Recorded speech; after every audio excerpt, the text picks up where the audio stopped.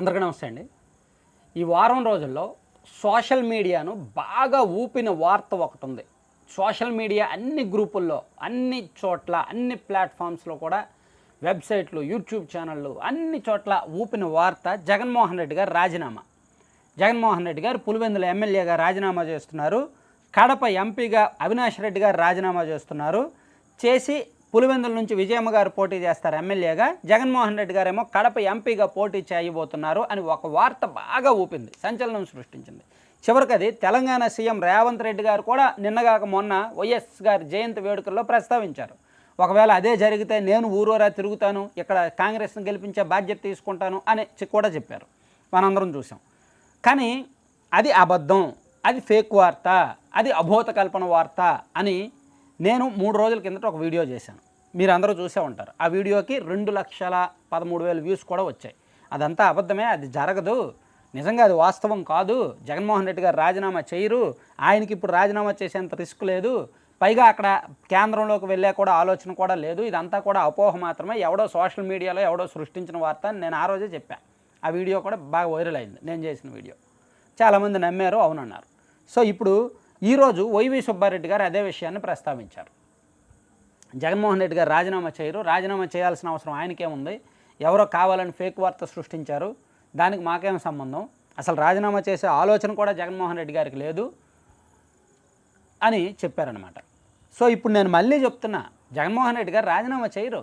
రాజీనామా చేయడం అనేది సోషల్ మీడియాలో విపరీతమైన చైతన్యం పెరిగిపోయి ఫేక్ వార్తలు బాగా సృష్టించేస్తున్నారు. ఆ ఫేక్ వార్తలు అంటే ఏంటంటే ఏం లేదండి, ఒక మొబైల్ ఉంటుంది, మనం అనేక గ్రూపుల్లో ఉంటాం, ఒక ఫేక్ వార్త టెక్స్ట్ జస్ట్ టైప్ చేస్తే చాలు, అది సృష్టించేసి ఒక గ్రూప్లోకి తోసేస్తే అది నిజమా అబద్ధమా అని తేల్చుకోకుండా అది క్షణాల వ్యవధిలో కొన్ని లక్షల మందికి చేరిపోద్ది.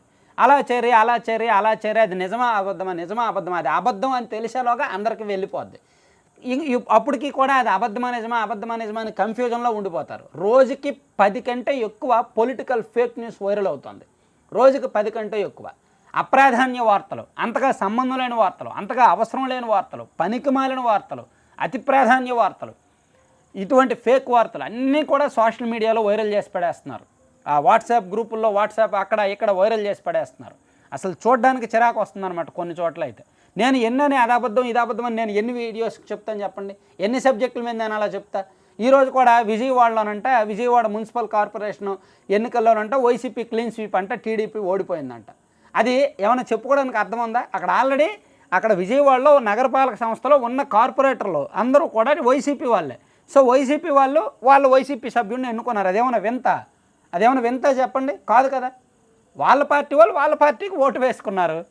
ఒకవేళ టీడీపీ వాళ్ళ పార్టీ, ఆల్రెడీ విజయవాడ కార్పొరేషన్లో మొత్తం ఉన్నది వైసీపీ కార్పొరేటర్లో ఎక్కువ. సో కోఆప్షన్ సభ్యుడు కూడా వైసీపీ గెలవడం, అక్కడ టీడీపీ గెలిస్తే వింత, వైసీపీ కోఆప్షన్ సభ్యుడు గెలిస్తే వింత కాదు, అది అర్థం చేసుకోండి. అలాగే విశాఖపట్నం స్టీల్ ప్లాంట్ ప్రైవేటీకరణకు చంద్రబాబు గారు ఒప్పుకున్నారు అని చెప్పి ఎక్కడో ఒక వార్త వచ్చింది, ఎవరో సృష్టించారు, దాన్ని బాగా నమ్మారు, అది బాగా వైరల్ చేశారు. ఇట్లా ప్రతిరోజు కూడా ఈవెన్ డీసీ డెక్కన్ క్రానికల్లో కూడా వార్త వచ్చిందిలే, అది కూడా వాస్తవం కాదు. విశాఖపట్నం స్టీల్ ప్లాంట్ ప్రైవేటీకరణ ఆగింది, తాత్కాలికంగా జరగడం లేదు అని ఉక్కు శాఖ మంత్రి గత వారం ప్రకటించారు. అయినా ఇప్పుడు దాన్ని వైరల్ చేయడం ఏంటి?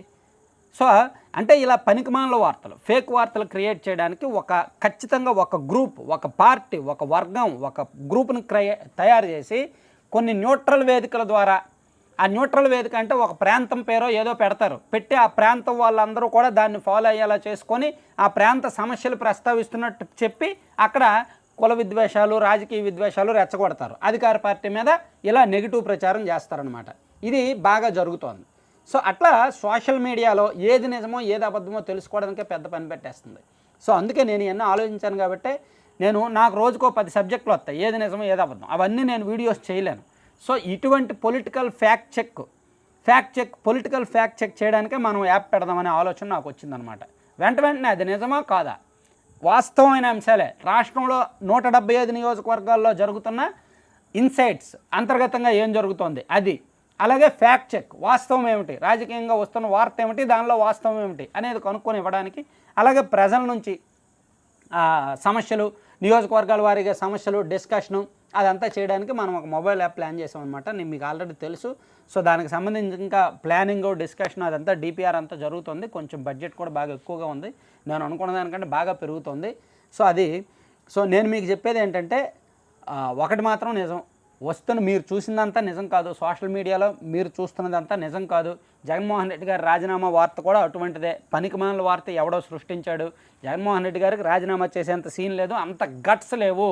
రాజీనామా చేసి ఎంపీగా పోటీ చేసి కేంద్రానికి వెళ్ళి ఏం చేస్తాడు ఆయన? బీజేపీకి మద్దతు పలుకుతారా? ఏమైనా బీజేపీ ఎన్డీఏలో కలిసిపోతారా? ఎన్డీఏలో కలిసి కేంద్ర మంత్రి పదవి ఏమైనా తీసుకుంటారా? కాదు కదా.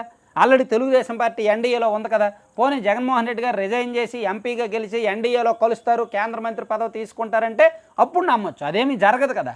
అది జరగనప్పుడు ఆయన రాజీనామా చేయడం ఎందుకు? చెయ్యడు. అదంతా కూడా ఫేకే. అటువంటి బోల్డ్ సృష్టిస్తున్నారనమాట. Thank you.